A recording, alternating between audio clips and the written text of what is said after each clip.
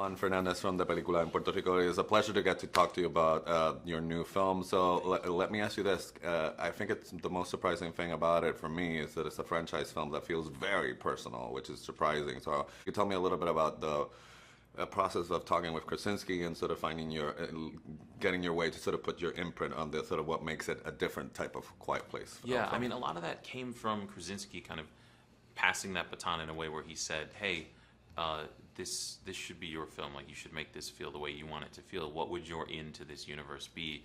And, you know, I think for me that was the thing that most excited me about it, was I found a character that I loved and that I wanted to explore the world through her eyes and see how she would be interacting with the end of the world. And she's in a very specific place in her life, and it affects what this apocalypse means to her. So that was kind of the most exciting thing for me and the reason that I wanted to do this movie. So, you know, I'm not going to say it was easy to do that, but that was the whole point of it for me. So I wonder how much did you, what was the dynamic with Joseph and Lupita, because sort of the emotional core, it's them. Yeah. And it's kind of funny because they do find it in sort of scenes where the characters go through Keen's sort of acting exercise, you know, like, you know, they do a little bit of pantomime and they do some screaming exercises and stuff like that. But it's very personal. So I wonder if you held them off from discovering that on screen, or was it a lot of rehearsal to sort of get them to that place?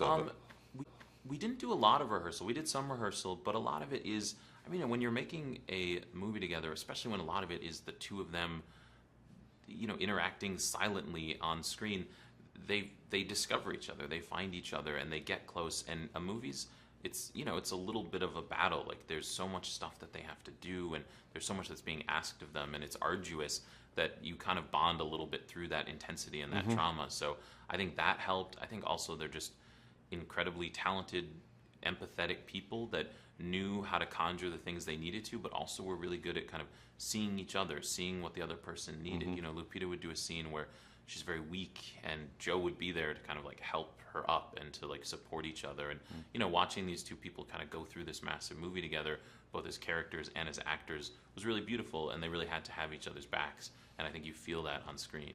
So I know you're going to get asked this 1,000 times today, so I apologize. But I mean, it's one thing to write the cat into the script, and then I mean, it's so effective. But I wonder, once you got to shooting the cats, did you hate the screenwriter, or how was it sort of dealing? I mean, I sort of knew what I was getting into. I did a movie before this called Pig that had a pretty important pig character, so I knew I was setting myself up for some difficulty. I would give myself the advice to like not write another movie that has an animal in every single scene. But again, I'll probably do it anyways. You'll probably do it anyway. But you know, it's a challenge, but it's a really fun challenge. I mean, I love animals, and I think it's, I don't know, it gives a reality to that character. Like this is not a CGI cat. This is a real cat, and like struggling to get the performance you want out of it, and watching the actors work with these animals and get to know them and love them brings a reality that you can't make up. I mean, it's just something that has to be there, and I really like seeing that. It's sort of the same thing as like watching people eat on screen. Like, you're not faking it. Like, it's something that just, it's either real or it's not.